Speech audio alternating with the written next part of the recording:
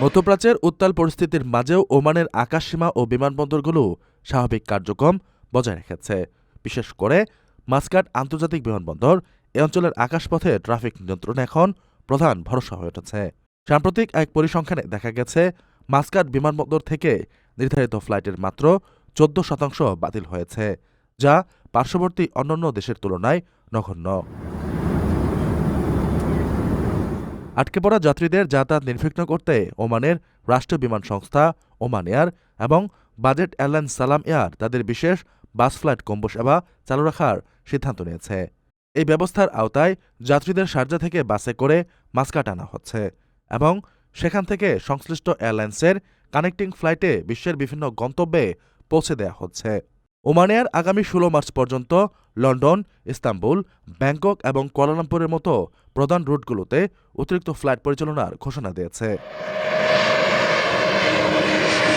Oman airport কর্তৃপক্ষ জানিয়েছে, কোনো ধরনের সময়সীমার সীমাবদ্ধতা ছাড়াই তারা দিনরাত 24 ঘণ্টা সেবা প্রদান করছে।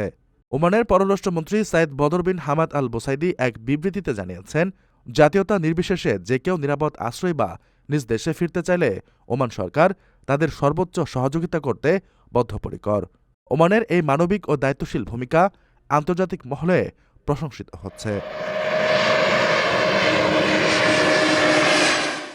রমজানের প্রতিটি মুহূর্ত অমূল্য। লাইনে দাঁড়িয়ে ইবাদতের সময় নষ্ট করবেন কেন?